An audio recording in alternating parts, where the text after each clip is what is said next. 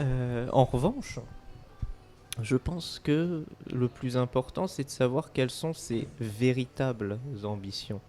Lorsqu'on rentre dans des grandes écoles, Je te remercie de dire ça, ouais. certains ont sincèrement envie de gagner beaucoup d'argent, c'est leur ambition propre. J'ai déjà entendu des réflexions, pourquoi tu t'es arrêté, gagner de l'argent c'est ludique. Je ne le pense pas, mais je respecte tout à fait les gens qui pensent qu'accumuler des zéros sur son compte c'est ludique.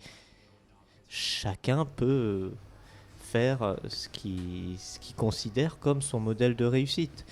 Quand on a un modèle de réussite non pas financier mais intellectuel, c'est vrai qu'aujourd'hui les professeurs ils sont pas forcément bien payés, même en grande école.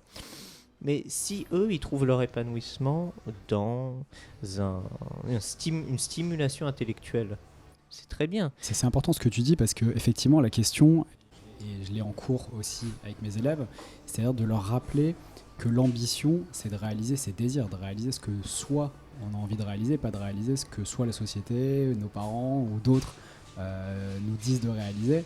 Et donc l'ambition financière, si c'est une ambition réelle, si je comprends bien ce que tu dis, en soi, elle est complètement légitime et respectable, je suis d'accord. Et je vois beaucoup trop d'élèves qui ont une ambition, ce que moi j'appelle une ambition vide. C'est-à-dire, ils sont ambitieux, ils veulent être ambitieux, mais ils savent pas à quoi. Et donc effectivement, là, ce que j'aime dans ce que tu racontes, ce qui à mon avis doivent comprendre, c'est qu'est-ce que eux, ils ont envie de réaliser. C'est-à-dire, c'est ça la première question, avant de se dire où, comment, et surtout très très haut.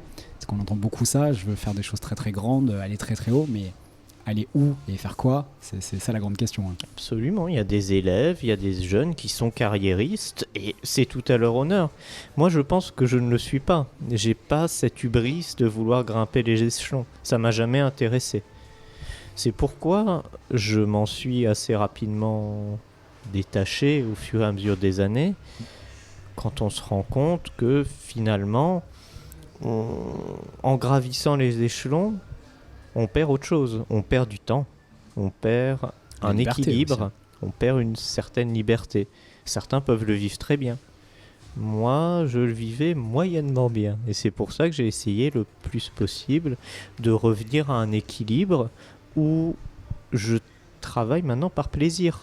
Je donne des cours quand ça me plaît. J'ai encore quelques semaines à 35 heures. La plupart du temps, on va dire que c'est des semaines entre 15, 20 heures. C'est ça la moyenne. Avec des semaines aussi sans rien. Bah, on est libre. On se sent pas à devoir. J'avais prévu cette question pour après, mais là tu me tends une perche. Est-ce que tu penses pas que justement, c'est cette liberté aussi qui fait peur? C'est-à-dire que le fait de, un peu comme quand t'es comédien et que t'enchaînes un tournage ou j'en sais rien, un spectacle où t'as une tension extrême, un sentiment de troupe, et donc le sentiment très très fort de vivre quelque chose de très très fort, et puis quand ça s'arrête, t'es seul chez toi, et puis bah t'attends que le téléphone sonne ou t'attends qu'on te propose autre chose. Il y a un petit peu ça aussi, c'est-à-dire que tu peux avoir des semaines très très enthousiasmantes, avec effectivement tu vas apporter beaucoup aux gens que t'accompagnes, parce qu'ils sont en période de concours, etc., etc. Et puis à l'inverse, il peut y avoir des semaines extrêmement basses en termes de tension, où on est beaucoup plus confronté à soi. Cette liberté, elle peut faire peur. Je pense qu'elle peut faire peur. Personnellement, je suis à l'aise avec ça. Et je pense que si on n'est pas à l'aise avec, et c'est le cas de beaucoup de personnes probablement, qui seront pas à l'aise avec ce risque, eh bien, pourquoi? Faut se demander la question, pourquoi ils seraient pas à l'aise? Parce qu'ils ont peur des fluctuations financières, peut-être? Bah, ça veut dire que c'est pas une vie pour eux. En aucun cas, je veux me poser comme un modèle à suivre. Je dis juste que j'ai suivi une voie qui me rend parfaitement à l'aise. Et j'ai ce luxe de pouvoir travailler par plaisir. Je sais que beaucoup n'ont pas cette chance. Mes parents eux-mêmes n'avaient pas ce luxe de travailler par plaisir. Et lorsque je vois ça, ma femme non plus d'ailleurs, eh bien, je me dis que je suis un privilégié d'une certaine façon. Oui, il est là le privilège pour toi. Il n'est pas dans le fait de ne pas avoir besoin de travail, il est dans le fait de faire ce que tu as envie de faire. Travailler si je le veux, ne pas travailler si je n'en ai pas envie. Il y a des semaines où je ne travaille pas, mais comme je ne vois pas le travail comme une contrainte, qu'il y en ait ou pas, Ça va rien changer à ma vie. C'est un plaisir quand j'ai des gens à accompagner. Mais je me réserve toujours une limite. J'évite de dépasser 40 heures par semaine parce qu'à la fin, on ressent une pression, une anxiété peut-être. Et ça, je la refuse totalement. Tu vas vivre très très vieux en raisonnant comme ça. Ah non, alors du coup, il y a un truc qui m'intéresse vraiment dans ce que tu dis, c'est que d'une certaine manière, tu as travaillé à acquérir la liberté de travailler ou ne pas travailler, et cette liberté, elle te fait pas peur parce que tu es à l'aise avec toi-même, et donc la solitude ou le vide te font pas peur. C'est ça un petit peu l'idée derrière. Oui, c'est ça. Je suis pas à l'aise avec ce que je gagne, je suis à l'aise avec moi-même. C'est ça la priorité. Ouais. Et donc l'enjeu pour ceux par contre qui nous écoutent et qui sont peut-être pas à l'aise avec justement cette liberté, et de se dire que finalement peut-être s'ils avaient assez d'argent, ils pourraient ne rien faire. Peut-être qu'en fait il faudrait qu'ils commencent à travailler sur être à l'aise avec eux-mêmes. D'abord, c'est ça la priorité. Et effectivement, avant de se lancer dans le projet qui va fonctionner, c'est peut-être une des clés, une des causes qui fait que ça a si bien marché aussi vite pour toi, c'est que tu es très à l'aise avec toi-même, très équilibré, très heureux. Oui, j'ai pas forcément envie d'avoir toujours plus. Parce qu'après, on rentre dans un cercle vicieux. On a 10 000, on veut 15 000, 20 000, 30 000, et on s'arrête pas.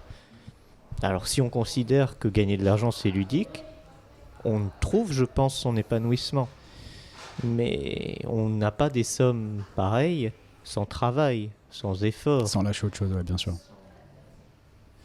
Et alors, il y a un truc que je voulais évoquer avec toi, on en a déjà parlé, mais ça m'a surpris quand je t'ai posé les questions pour la première fois, et ça rejoint un petit peu ce qu'on est en train de se dire. T'as pas de projet, ou même de désir, je crois, pour l'instant en tout cas, de lancer un nouveau projet. Et quand je dis un projet, c'est pas forcément un projet entrepreneurial, mais un projet quelconque. Pour l'instant, t'es bien, là, tu profites. Eh ben justement, je pense que lorsque j'étais en études, je voulais toujours arriver plus haut, être le meilleur. Et je pense que lorsqu'on raisonne comme ça, on précipite les choses. On force le destin et je pense que quand on raisonne comme ça, parfois on peut nuire aux autres déjà. Et on peut regretter ensuite les actes qu'on a faits. Moi maintenant, je suis plus dans l'aspect où je veux précipiter les choses. Peut-être que un jour, un projet entrepreneurial, familial, que sais-je, émergera. Mais en tout cas, je ne veux pas le précipiter. C'est rigolo ce que tu dis parce que j'ai l'impression que c'est un schéma classique de personnes qui ont réussi. C'est-à-dire, peu importe combien derrière la réussite, évidemment, il y a une phase où effectivement on veut précipiter les choses, on a faim d'une certaine manière, on a beaucoup de désirs, on a envie de se réaliser, etc. Et puis une fois que c'est accompli, on comprend peut-être, je ne sais pas si c'est la vacuité de cette chose. Et donc là, on est beaucoup plus en lâcher prise, beaucoup plus en détente. Et là, on laisse les choses se faire. Effectivement, que laisser les choses se faire, c'est beaucoup plus sain, beaucoup plus logique, beaucoup plus aussi dans l'équilibre. Enfin, on se fait beaucoup moins mal, on fait beaucoup moins mal aux autres, etc. J'entends complètement ce que tu dis. Mais d'un autre côté, ce qui me fait rire, c'est que c'est toujours une fois qu'on a réussi qu'on a ce raisonnement. Tu crois pas ? Si, probablement. Donc du coup, c'est un bon conseil qu'il faudra appliquer une fois que vous aurez réussi, c'est ça ? Est-ce que c'est un problème de riche finalement ? Peut-être, ouais. Je sais pas.